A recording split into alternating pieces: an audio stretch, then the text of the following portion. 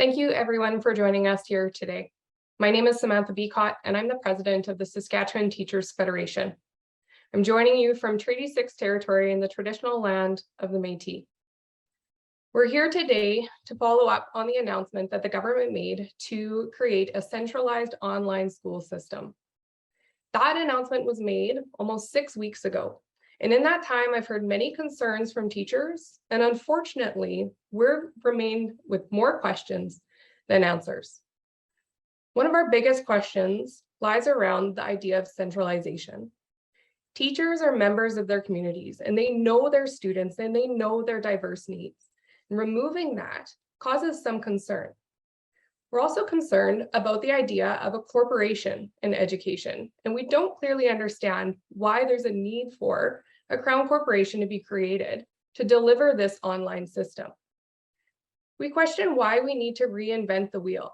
School divisions have online education systems, and those can be expanded to other areas of the province that don't currently have access to that. We also have concerns around how this is going to impact our students and the barriers for some students in engaging in this online school system, whether it's access to technology or unreliable internet service. The fast timeline that the government has announced with this creation of the online school is a big concern as well. We know, and from my experience, I've seen schools built with an aggressive timeline that is not attainable. What results in those situations is almost chaos.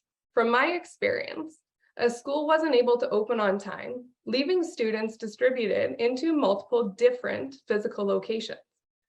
This is an entire system that is going to be created in less than a year. We don't have an online or distance learning policy from the government, and we don't have any answers to some of those big questions that I've already introduced. But it doesn't have to be this way. Our students deserve the best, and our students need a well-run, well-funded, thought-out system that can meet their diverse needs. We would encourage the government to engage in consultation with teachers, students, parents, and other education partners. Delay the timeline that they've announced in regards to the online education system and ensure that we get it right. We don't want to build a plane in the air, and teachers experience that through COVID. Jumping from one delivery to another, caused disruptions to students. And we want to ensure that we get it right the first time. We need a clearly thought out policy on distance learning, and we need there to be consultation with education stakeholders. If you have questions, you can raise your hand and I'll call on you when I see your name come up. Thank you. Hi, Brody, you can unmute and then just introduce yourself and where you are from. Hey, Brody Longauger, I'm with Global Saskatoon. Says you sent a letter to the Ministry of Education raising these concerns. Have you received any communication back from them at all? The Minister of Education has only responded that they've received our letter and that they will provide a response soon. There have been 2 letters, one from all of the educational stakeholders and partners that sent a letter together, and then as well a second letter detailing specifically the concerns of teachers around this centralized system. And we haven't received any opportunities for engagement at this point beyond those letters. Scott?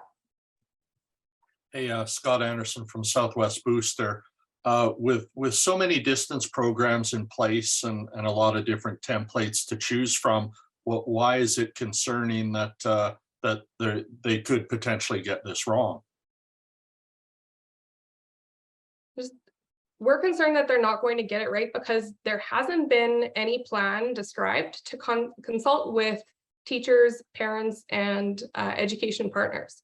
And so I know that there are different things happening in different areas of the province.